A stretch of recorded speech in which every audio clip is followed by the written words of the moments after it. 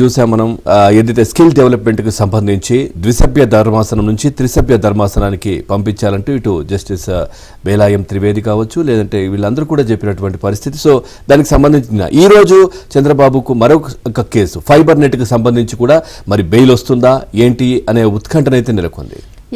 AP fibre net కేసులో Chandrababu bail పై సర్వత్రా ఉత్కంఠ నెలకొంది. ఫైబర్ నెట్ కేసులో చంద్రబాబు దాఖలు చేసిన బెయిల్ పిటిషన్ పై నేడు సుప్రీంకోర్టులో విచారణ జరగనుంది. ఫైబర్ నెట్ కేసులో చంద్రబాబు నాయుడు తొలుత ఏపీ హైకోర్టులో బెయిల్ పిటిషన్ దాఖలు చేయగా బెయిల్ మంజూరుకు ధర్మాసనం నిరాకరించింది. దీంతో హైకోర్టు తీర్పుపై సుప్రీంకోర్టులో చంద్రబాబు పిటిషన్ దాఖలు చేశారు.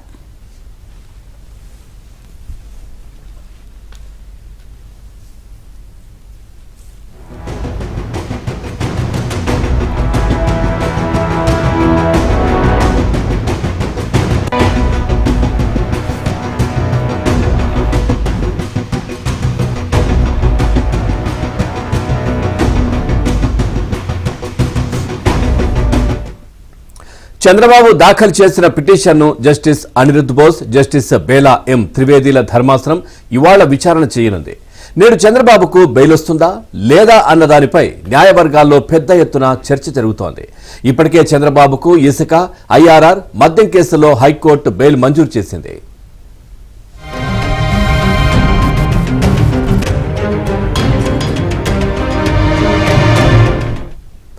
రైట్, ఇక ఫైబర్ నెట్ కేసుకి సంబంధించి ఈరోజు ఏం జరుగుతుంది అనే దానికి సంబంధించి కూడా ఉత్కంఠ నెలకొన్న పరిస్థితి. ఒకసారి మా ఢిల్లీ బ్యూరో చీఫ్ కృష్ణ కూడా ఫోన్ లైన్ లో సిద్ధంగా ఉన్నారు, మాట్లాడదాం. Krishna, good morning. Krishna, updates ఏంటి దీనికి సంబంధించి? Good morning Pavan. ముందుగా ఒక విషయం చెప్పాలి, ఇది బెయిల్ కేసు కాదు. ఫైబర్ నెట్ కేసులో ముందస్తు బెయిల్ కి ముందస్తు బెయిల్ కి తేడా ఉంది. ఇది ముందస్తు బెయిల్ కి సంబంధించినటువంటి పిటిషన్ మాత్రమే. ఫైబర్ నెట్ కేసులో హైకోర్టులో ముందస్తు బెయిల్ కి సంబంధించినటువంటి చంద్రబాబు నాయుడు పిటిషన్ ను హైకోర్టు కొట్టేయడంతో హైకోర్టు ఇచ్చినటువంటి తీర్పును సవాల్ చేస్తూ ముందస్తు బెయిల్ కోసం సుప్రీంకోర్టుని చంద్రబాబు నాయుడు ఆశ్రయించారు. ఆ ముందస్తు బెయిల్ కు సంబంధించినటువంటి పిటిషన్ ని ఈ రోజు జస్టిస్ అనిరుద్ బోస్, జస్టిస్ బేలాయం త్రివేదుల నేతృత్వంలోని ధర్మాసనం విచారించనుంది.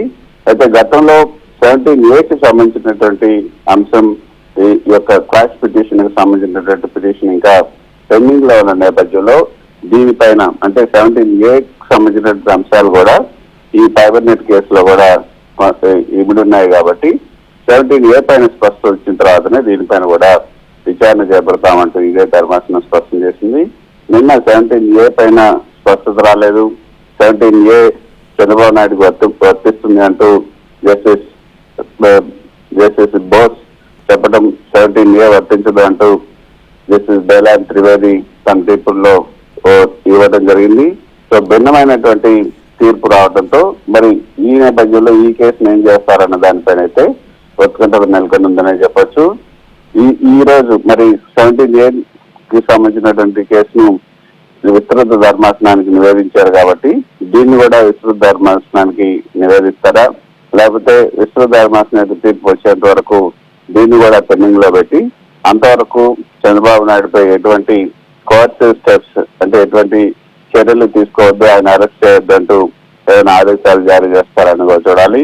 ఇప్పటి వరకు కూడా ఈ కేసులో చంద్రబాబు నాయుడు అరెస్ట్ చేయొద్దు అంటూ సుప్రీం ధర్మాసనం మౌఖికంగా ఆదేశాలను జారీ చేసింది. అందుకు ఏపీ ప్రభుత్వం కూడా అండర్టేకింగ్ ఇచ్చింది. కాబట్టి ఈ రోజు ఇటు విస్తృత ధర్మాసనానికి ఈ కేసును నివేదిస్తూ నిర్ణయం తీసుకుంటారా, లేకపోతే విస్తృత ధర్మాసనం నిర్ణయం వచ్చేంత వరకు కూడా ఈ కేసును పెండింగ్ లో పెడుతూ అంతవరకు చంద్రబాబు నాయుడుని అరెస్ట్ చేయొద్దంటూ చెప్తారా అన్నది తేలాల్సింది. సో ఈ రోజు అయితే దీనిపైన ఒక స్పష్టత వచ్చే అవకాశం ఉన్నట్లుగా న్యాయవర్గాలు చెప్తున్నాయి. Pavan. Right, thank you Krishna, thanks for the updates.